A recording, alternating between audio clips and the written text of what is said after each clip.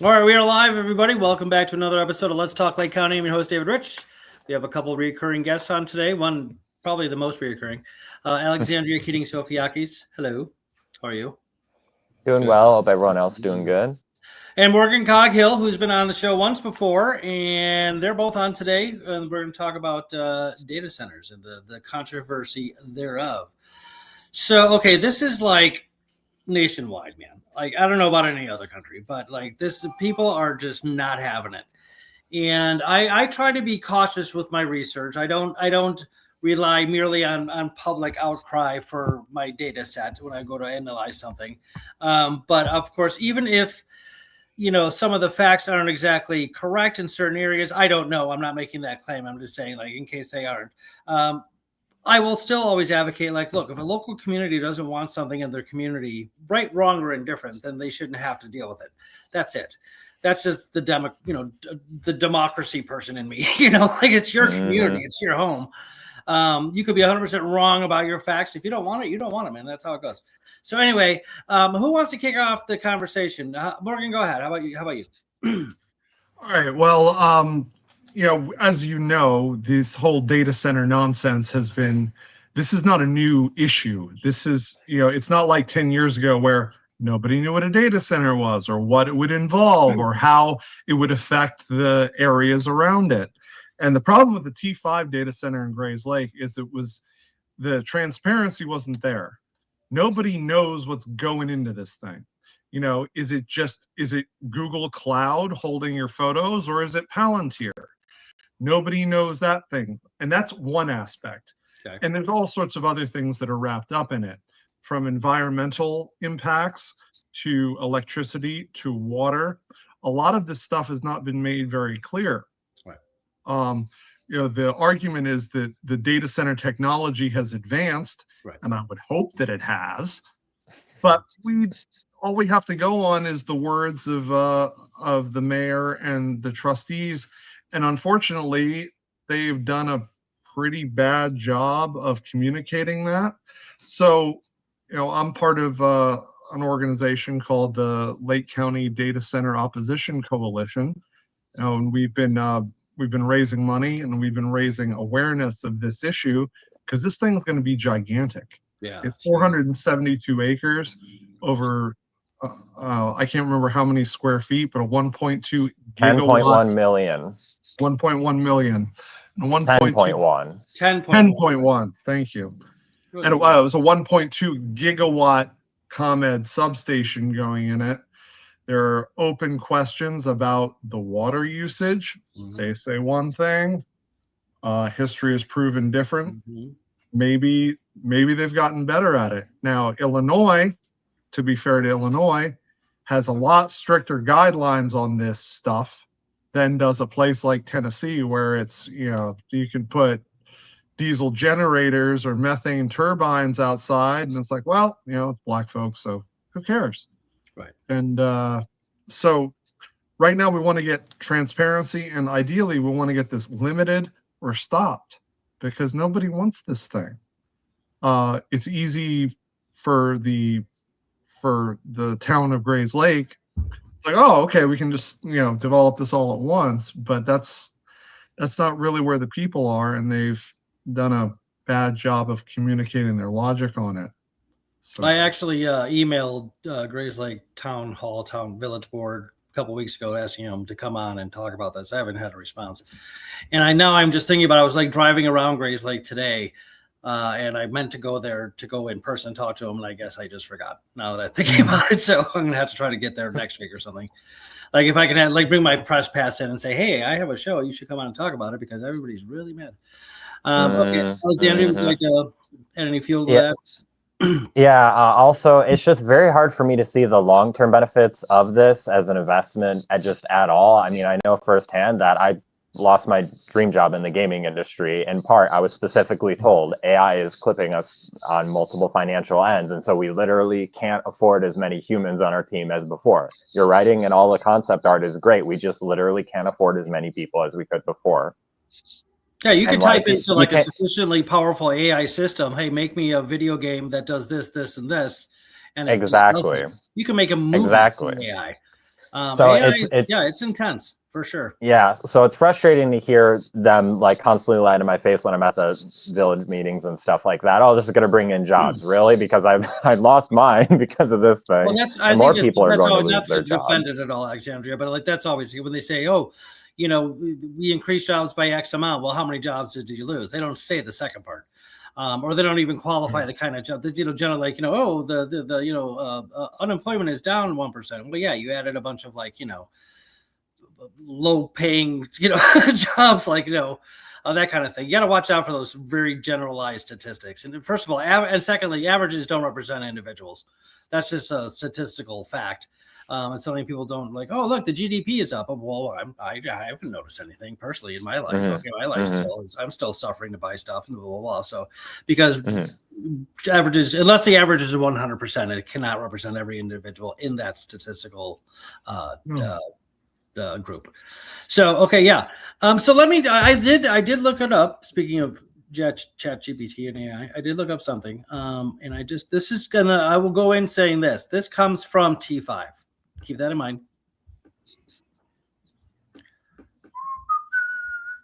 Okay. They talked about their economic benefits, that job creation, hundreds. I'm just going to read it. And this does not represent my personal take on anything. I'm just reading you in data. Okay, hundreds to thousands of temporary construction jobs are created while a facility is being built. Once operational, a data center employs technicians, engineers, electricians, security staff, and facility managers. Local contractors often benefit from ongoing maintenance and upgrades. Okay, there's more to it than just that, but that's the economic factor. And of course, any business, any community that's trying to build its economy is going to look at that as well as other things. And one of the things is, as somebody who loves the earth, is one thing that really makes me concerned as it's growing faster and faster is just the amount of development going on. AI, data centers or otherwise.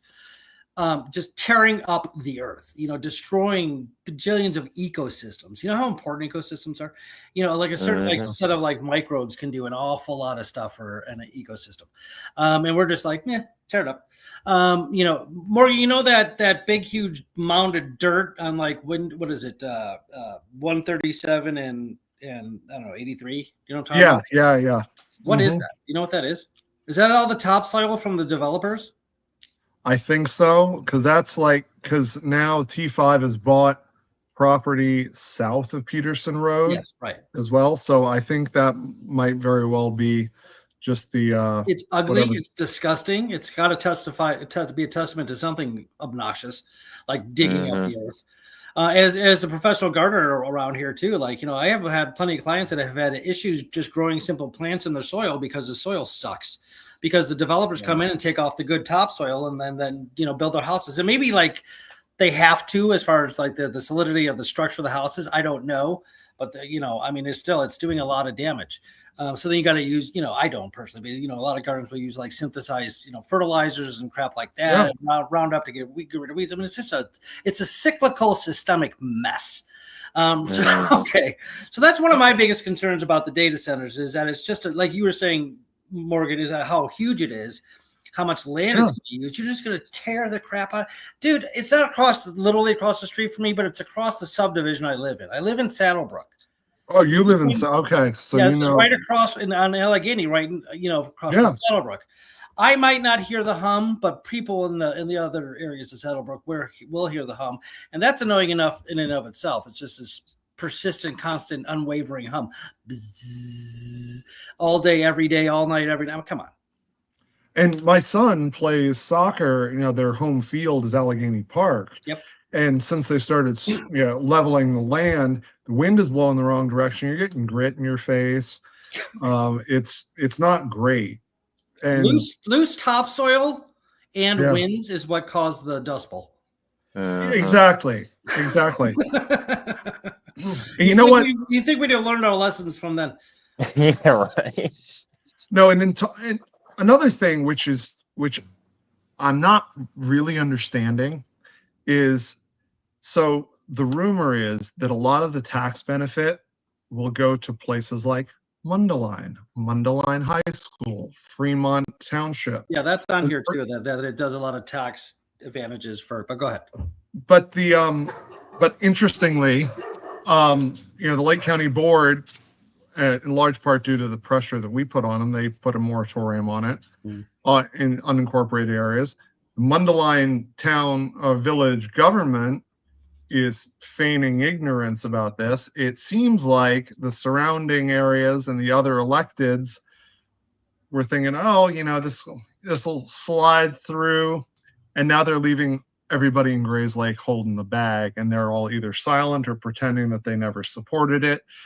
But tell me, how could their local electeds, the ones in Springfield and the ones who in Waukegan, they must have known about this, even if it wasn't necessarily within their jurisdiction.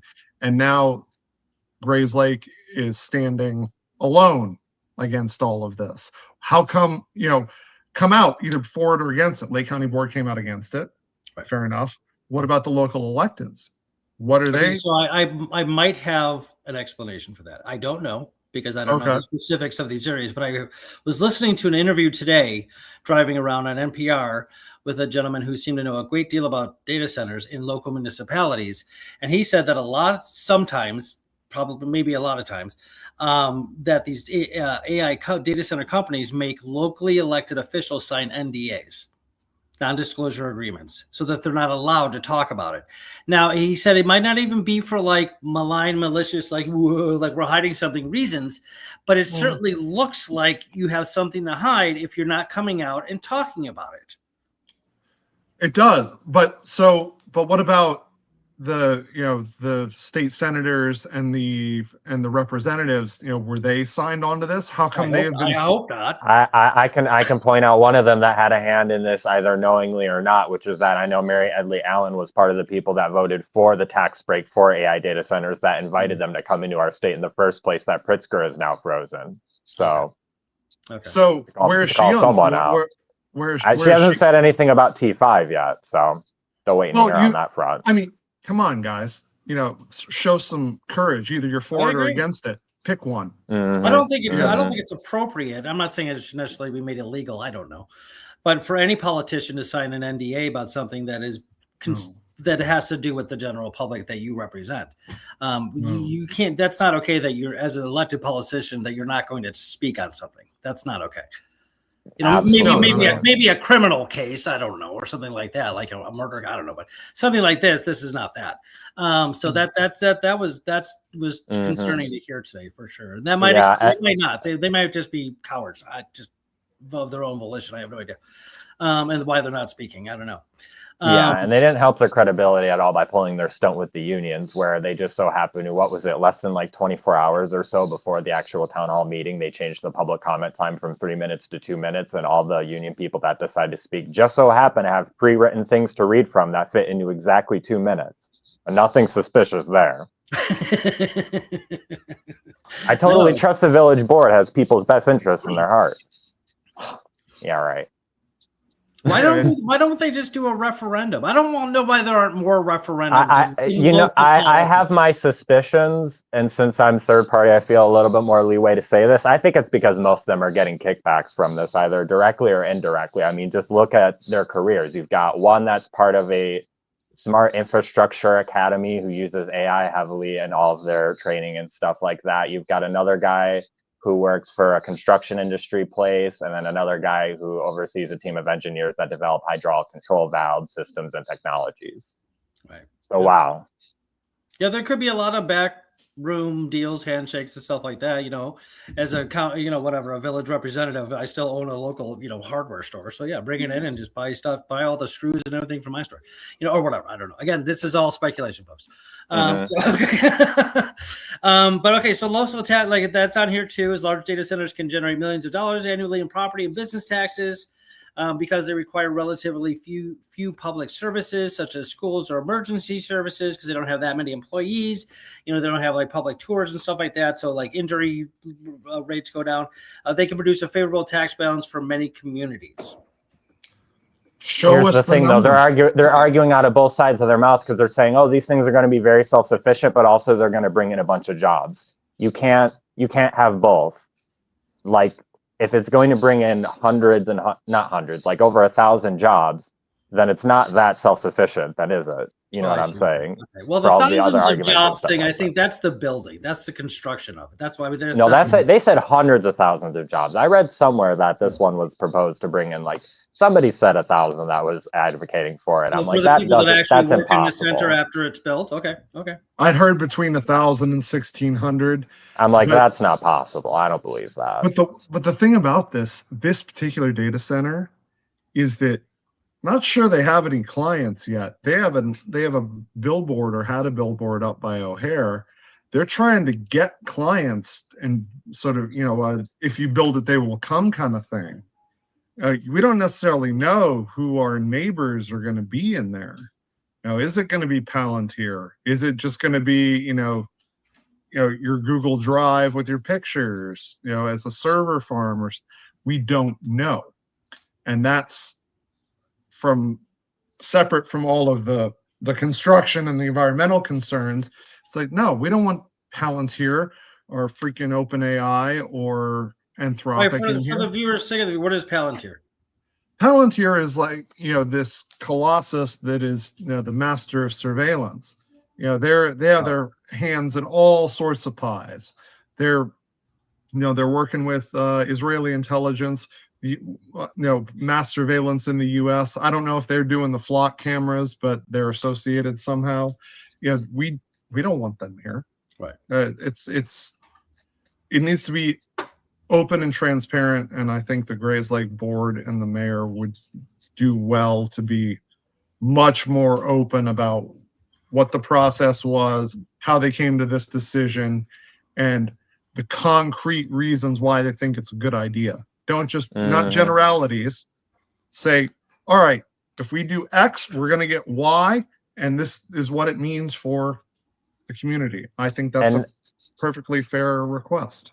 And not just that, but if, in my perspective at least, if you're going to be a responsible public official, anything that's 10 million plus square foot of anything, public park, data center, pool, doesn't matter, should get public approval. It should be voted on by the people. Anything that big, that's not some small scale private project. That is going to affect the community, and therefore the community should get a say. If you're serving the community like you say you are, I would be willing to, if I was ever elected in a town hall or any village board, immediately be like, yep, okay, we're going to implement that. So if there's anything this big, it won't just be up to us. The people have to approve it as well. I'd be willing to do that because that's part of the job. You're supposed to be a public servant. Yeah, no, I agree. But we definitely need a lot more transparency. Okay, high electricity demand was on here. AI-oriented data centers consume enormous amounts of electricity. That is true. That is uncontroversial. That is nobody's disagreeing with that. Placing additional demand on regional power grids. If the electricity comes from fossil fuels, greenhouse gas emissions increase. So this is a negative. That actually, the citation isn't T5. Ha, different. The other thing about AI-powered data centers is that their demand is not static. So if you have like an old-fashioned, we called them server farms, it's pretty standard. You don't get spikes in their usage. Whereas AI data centers are notorious because they can't regulate their own electricity usage as well. So you get these spikes, you can get brownouts. That stuff needs to be taken into account, and the big AI companies don't want to spend the money to put the buffers into their electrical systems to make sure this doesn't happen. And 1.2 gigawatts, that's going to affect all of our electricity bills. Is that the number from Back to the Future? I don't think so. I don't remember. 1.2 gigawatts. I'm sorry. Possible. Maybe. It sounds familiar. Maybe. I'm sorry. That's a little comedic relief there. Go ahead. But there, that electricity has to come from somewhere. That's true. And it's going to come from us. And now the village might say, well, that's ComEd, that's a municipal thing. Yeah, but that's not an excuse.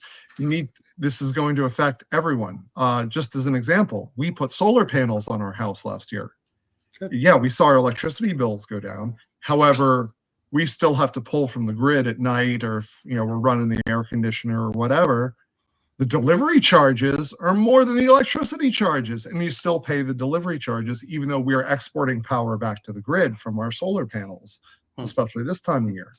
So, these things need to be taken into account. Now, I don't think we've even touched the water issue yet, and there's a lot of conflicting stories about that. Oh, yes, that's next on the list. Okay, go ahead. Oh, yeah. Well, let me just do this. We got water use. Many data centers require large quantities of water for cooling. Water demand can become controversial in drought-prone regions, although T5 emphasizes air-cooled closed-loop systems designed to achieve essentially zero operational water loss. Okay, go ahead. Yeah, I have my doubts on that on multiple levels. For one, I mean, just the fact that the heat of these systems alone is going to vaporize some of the water. Two, near 100%, I just doubt that inherently on a structural level. And then three, even beyond that, every time they recycle that water, either A, by the end, they're going to release the most polluted water inevitable, like at the end, if they keep recycling that constantly through all these systems and stuff like that. Or B, if they're somehow cleaning the water, guess what? That's extra supplies, extra energy, extra workers, extra costs and expenses, extra chemicals and stuff like that to keep that water to a certain level of like cleanness as far as bacteria and other chemicals and stuff leaking into it and all that type of story. And then not just that, but the village numbers just don't make any sense. They're claiming that they're estimating no more than 50,000 gallons of usage per day. If it was a closed loop system, why would they say per day? And then not just that, but even on like some light research, and I don't know the technology exactly that they're going to be using on this one, but based on the stats we have from previous ones, quote, all told, a mid-sized data center consumes around 300,000 gallons of water per day, or about as much as 1,000 households, says Chahabi of Lawrence Berkeley National Laboratory. And here's some interesting notes about that. A mid-sized data center, according to the people who build these data centers, is roughly 5,000 to 20,000 square feet. So they're somehow saying that this is going to use less than that, when if this were to use the same amount of water proportionately, we'd be looking at something like over 151 million gallons per day. Oh. Now, don't get me wrong. I bet you this is more efficient than that one, and it probably has more efficient water usage. But over 300 times more efficient than the previous ones that we have data on. You gotta show me some evidence for that, baby. I'm not just going to take your word for that. Right. Okay. So efficiency means a couple different things. And like, it might be efficient for that size of a building, but still the quantity of water used would be inefficient for the local area. Like that, you got to be careful with the word efficiency. I studied system science, and it was all about systems efficiency. Yeah, efficiency means the least amount of input with the greatest amount of output in the most general sense. So that might be efficient within its own system, but again, there's billions of systems surrounding you that you are interconnected with. So yeah, okay, so good. So they are saying for this one that basically once the system is closed off, you don't need to touch it for 20 years. You don't open it for 20 years, and that it's ionized water, so there's no antifreeze in it. It's heated with heating coils. Right. Have I seen any of this in writing anywhere? No, but that's the story. That's the claim. And that's the claim. And if that is all right, great, show. If that's actually a fact, show. Because that sounds super efficient to me. You lock it up, you don't open it for 20 years. That sounds great. That you've created an entirely new system of cooling that could be used for other things. But again, show. You got to show. Yeah. So yeah, I mean, you're a lot of what you're saying, Morgan, is that like there's people aren't. You're making claims and you're not backing it up. You're not like show us, instead of just saying it. Like that's the worst. Like, yeah, any sort of like critical analysis of anything, you don't just make the claim. No, then I'm done. I'm good. And another thing, and this kind of ties in what I was saying before that concerns me about just land development and usage, is that like, well, aren't there like a bajillion other better things to do than build this? Like, okay, so large campuses may replace farmland, natural habitat, and more about the pollution side, like construction can increase stormwater runoff and alter local ecosystems, like I was saying before. But hey, take that land and build like a botanical garden. That'd be cool. Bring more nature. Plant trees. We need trees, folks. Anybody who doesn't believe that climate change is happening is wrong, to put it nicely. There's so many other things, maybe like, a trade school. I remember talking about this with Holly Kim a long time ago when she was running for mayor of Mundelein. She wanted, there was some building somewhere that was just vacant. She's like, I would totally just turn it into a trade school so you can get plumbing and electrical, like that. Because there's a push to bring the trades back because, the 80s were all about being white collar. And if you used your hands, you were beneath me. Well, that's all crap. Because white collar workers can't do anything unless somebody builds the building for them.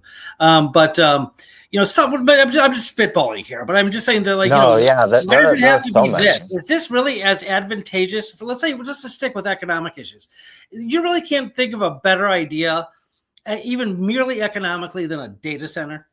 Really, there's no other option in the world to bring in. Does that make sense? Absolutely. And I agree with you. I remember hearing, I think it was at one of the town hall meetings, that somebody was also mentioning CLC is expanding and using more local campuses. They totally could have had an ecological work center there instead like that. And they have so many ecological farming programs. Imagine how awesome that would have been.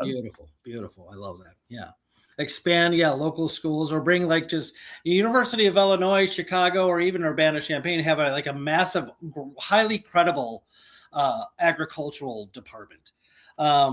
Put a campus over here, man, and let's get some of that, some of that curriculum over here so that locals can go to it. So, I mean, there's a bajillion different ideas. Okay, Morgan, did you want to say anything on that? Well, yeah, there's the area was zoned for light industrial / office, which you figure a university, and we actually don't have enough universities, colleges, and trade schools. We need more. We need them doubled or tripled, especially considering what's going on with the Department of Education in this country. It's going to be up to the states to do that. But I hadn't even thought of the educational aspect. That'd be a great idea. Yeah. In the middle of farmland, it's like a natural laboratory anyway. It'd be perfect. Absolutely. 100%.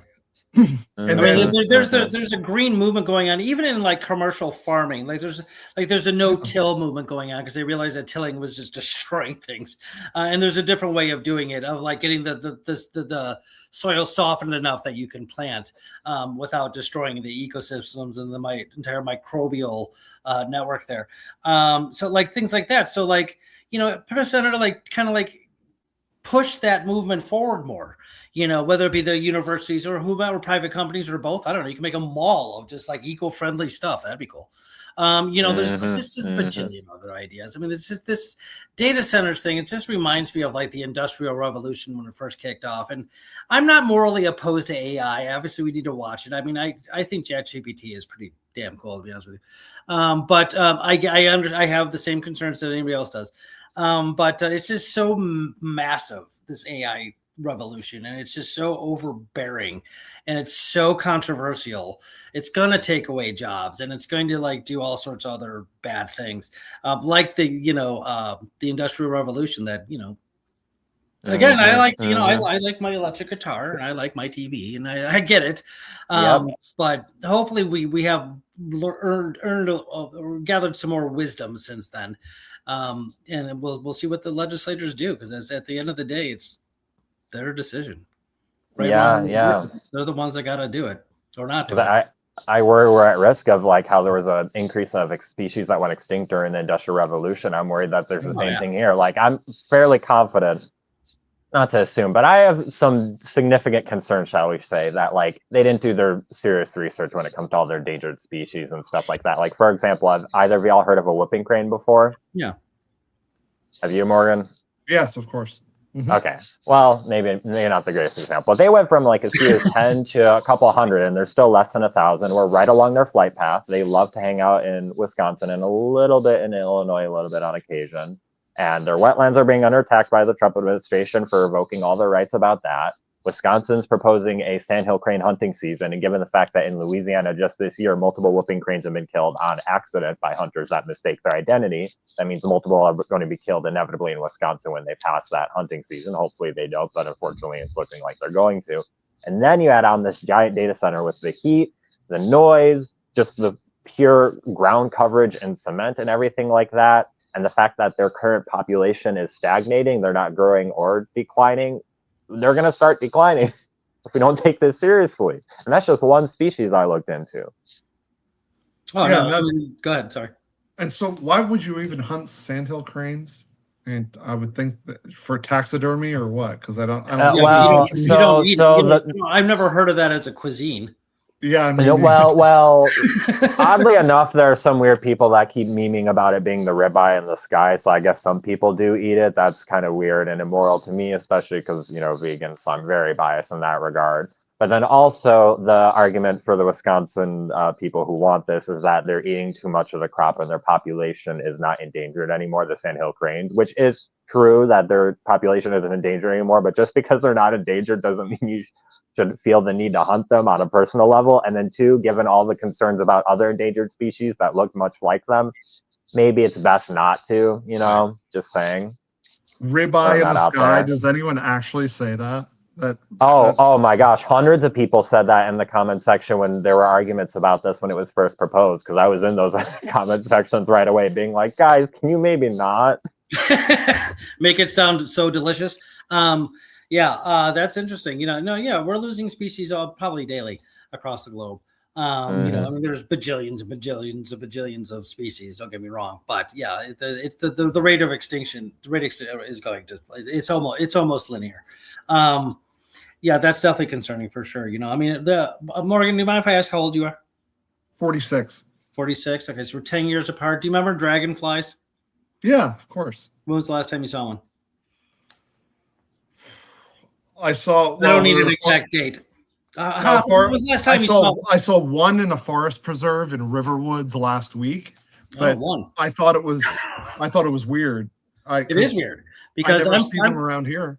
I'm 56, and I remember it was a thing. You would go out, the kids would go out with their little jars, and this probably was not ethical, but we would trap them in there, like, they'd shine their little butts off and blah, blah, blah. Oh, wait, dragonflies or lightning bugs? I mean, lightning bugs, sorry. Okay. You said dragonflies, I did, you're right, I did. But that's a good point, because you just made me realize I used to see dragonflies in my backyard every single year, and I haven't seen any at all this year. I haven't seen a dragonfly in forever, but I meant lightning bugs. I'm sorry, you're right. I haven't seen... They were all over the place when I was a kid. Yeah, me too. I don't remember the last time I've seen one. They had to start putting native flowers along the roads because all the butterflies and bees were gone. I was about to say I can count on one hand. Butterflies in the last 10 years. I can count on one hand how many lightning bugs I've seen in the entirety of the last year, and I go out on walks fairly often, so I'm probably more likely to see them than anybody. I haven't seen many.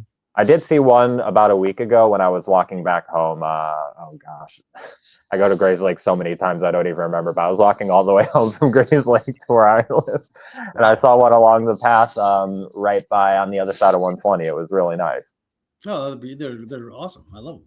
But that just puts it into perspective. You can tell, even just on a personal level, your own personal experience and observation, you can tell things are going away. Okay. Mm-hmm. Oh, yeah. Speaking of personal experience, everywhere. Exactly where the data center is going to be is where the coyote pack that sometimes comes around our neighborhood. That's like their favorite spot to hang out at, a little bit past the. Which is going to push them into the subdivisions more. Exactly. Oh, no, they come out. I heard them outside my window. No, they come around here too. Yeah. So okay, cool. Well, it's been a little over half an hour. If you don't have anything more pertinent to discuss, I guess we can call it. And I would love to have you both back on again and again and again. As this controversy is not going away anytime soon. They put they put a pause on it, so it's going to be around for a while. It'll be interesting to see what the local legislators do. Morgan, I'm sorry, did you want to say something? Yeah, I wanted to put in a plug for our new group, the Northern Illinois Progressives. We're going to have a picnic in Independence Grove in Libertyville on July 11th from 12 to 3. Burgers, vegan hot dogs, a bounce house for kids. We'll have a few speakers.